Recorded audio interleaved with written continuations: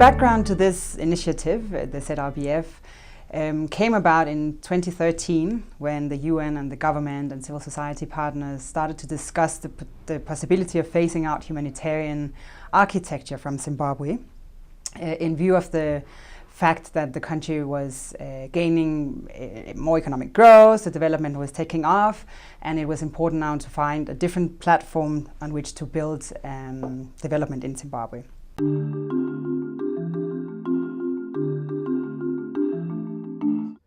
Over last 7-8 years, there is $900 million a year investment in official development assistance for Zimbabwe. Whereas we have 84% of the people, they are poor. And we have 30% of the population extremely poor. And when you see the food security trends over the last is a decline. And if you compare the productivity of Zimbabwe with other South Africa region, is extremely poor.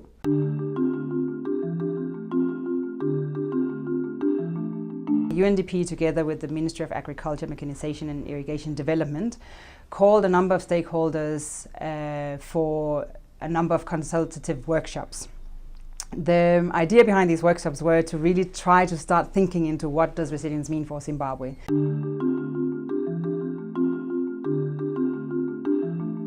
We started to look deeper into why is the food insecurity high in certain areas of the country, who is the population that is most vulnerable to food insecurity, why are the poverty rates so high in rural areas, how have they been sustained over time, are there any linkages between bad years, good years, drought years, wet years, and these phenomena playing out.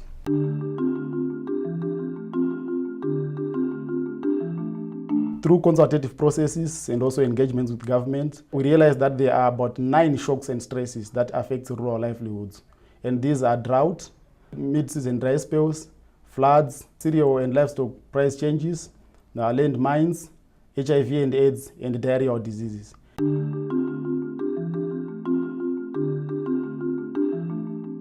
In order to understand these hazards better, ZRBF, together with the different departments in line ministries, have gone ahead and developed a multi-hazard index for Zimbabwe. This is a national index that gives us a better understanding of what are the different hazards that affects rural communities in Zimbabwe, how do they affect them, where do they affect them, when do they affect them, how many times a year, over how many years have they affected them.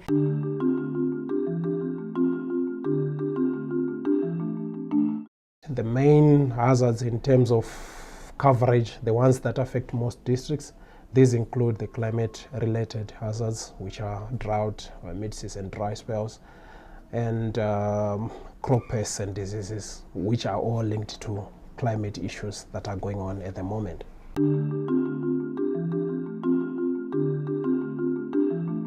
A number of workshops were held, a number of consultations were made between the UN agencies, civil society organizations, different government departments, different sectors, academia, private sector, to try to find out where do we start with building resilience in Zimbabwe? What questions do we need to answer first?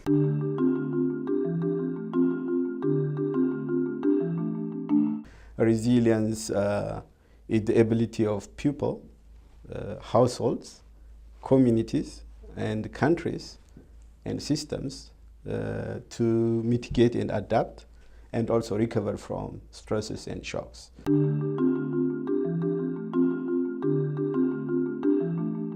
Zimbabwe is highly vulnerable to these shocks and stresses. So such a program or a resilience concept is the ideal concept to try and build the capacities of these households, communities and systems for them to be able to respond to these shocks and stresses on their own.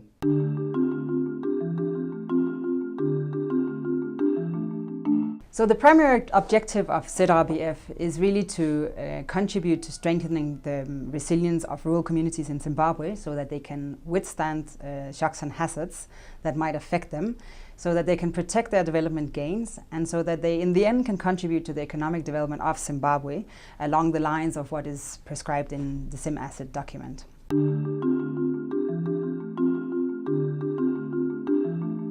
There was a lot of research reflecting on what works and what's not working and why. Based on this analytical products. The unit facilitated multi-sectoral stakeholder consultation, and they develop a theory of change. So what's in long term? What's the change we desire to achieve?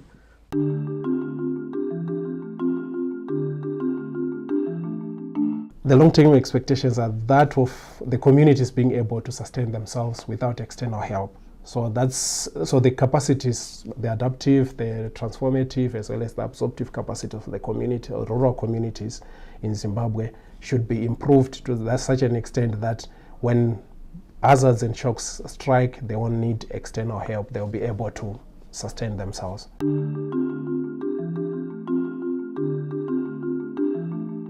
What are all the different factors that contribute to resilience? What are all the different things we need to look into? What are all the different aspects we need to analyze in order to get a better understanding of how we improve the resilience of the rural communities in Zimbabwe?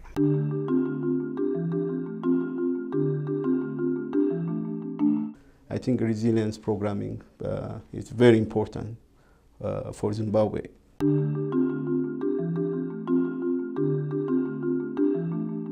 It's trying to bring in all stakeholders to be able to work towards the top key agendas, which is food security, nutrition, and also economic growth, and also sustaining livelihoods. So in other words, it's more like a multi-sectorial approach to try and address the multi-sectorial issues that affect the country.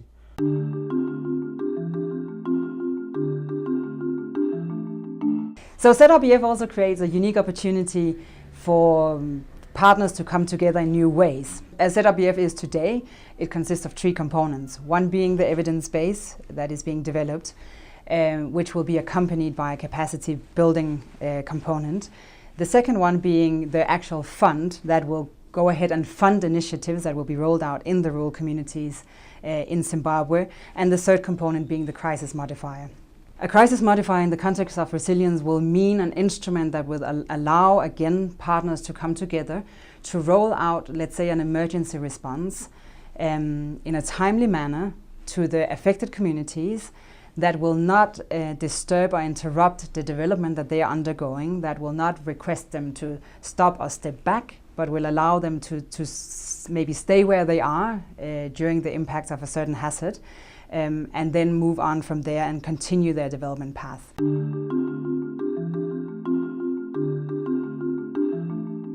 The main districts that are affected by many shocks and hazards are the ones that are in the southern as well as the western parts of the country.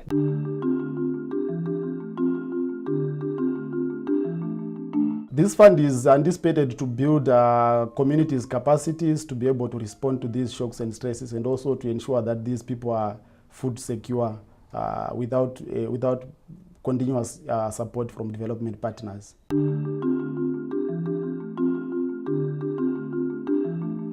It's very important, the fund in terms of sustainability, to sustain the gains from this investment, and also build local ownership, because without the ownership of the government and the people, it's very difficult to ensure sustainability. So we need to bring all these actors, and at the end of the day, this fund provides opportunity for other initiatives, how we can do things differently.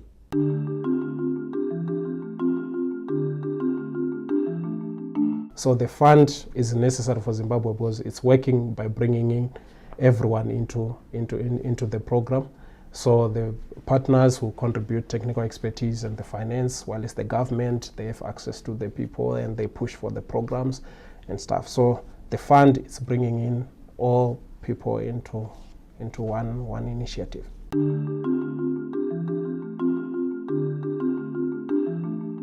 The first initiatives that are being rolled out under this fund are related to building an evidence base for programming for resilience in Zimbabwe. Resilience is always multi-sectoral.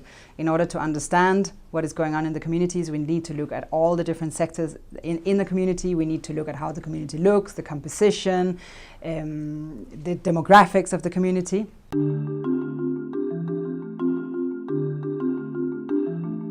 If we design projects targeted at the experiences that communities have, working with the capacities they already have, seeing what it is exactly that needs to be developed in order for these particular community to withstand the shocks that we expect them to have over time, will we get the results that we are looking for.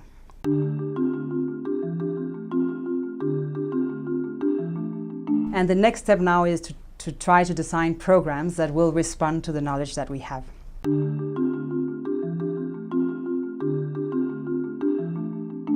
ZRBF has really come into being at a time where there's a lot of calling out for understanding better what are the effects of climate change in the context of Zimbabwe, not only for Zimbabwe but for the whole region.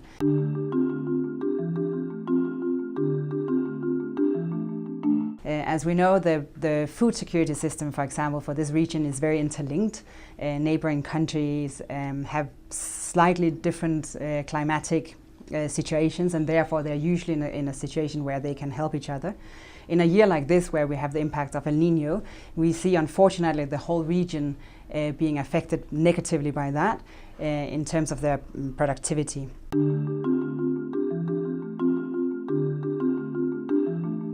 ZRBF comes in here as an opportunity really to continue answer questions, to continue proposing new ideas for the future. It's an opportunity to pull partners together to really think about what can be done differently, what should be done differently, thinking out of the box, not maybe just proposing adjustments, but proposing complete new initiatives.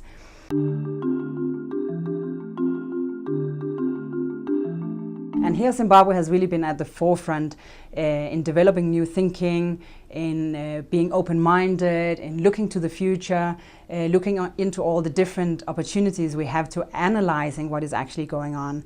And here the multi-sectoral aspect of resilience becomes very, very important, because it might be aspects in one sector that is affecting another sector, and if we don't get that full picture together, we won't really have a good understanding, and we might design initiatives that will not deliver the results that we are looking for.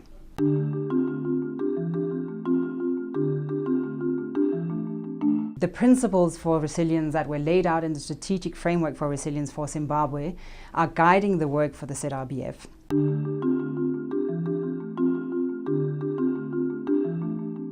We are looking at new strategic partnerships. We are very much encouraging for partners to come together in new arrangements. One of the development partners has very generously funded the setup and the core structure for ZRBF to exist over the next 5 years, which means that the transaction cost will be very, very low for potential new partners to come in.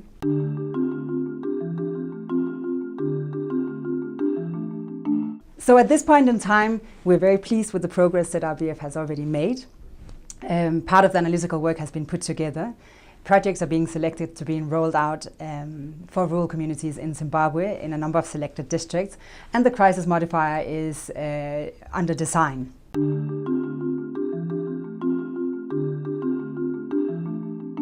The fund is also definitely ready to bring on new partnerships. It's an open platform. We want ZRBF to be a forum where we welcome as many partners as possible. Partners can be contributing in different ways, with analytical capacity, with knowledge, with innovative ideas, with funding, with different ways of thinking, connecting to different international or regional think tanks or development units. The idea is for ZRBF to grow as a platform and bring on board more partners.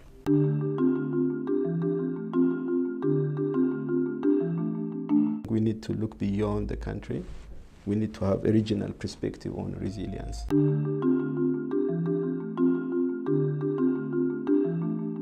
In the long term, we, of course, as partners to ZRBF, we hope and believe that ZRBF will be part of the long-term strategic answer for Zimbabwe to building resilience for rural communities in Zimbabwe.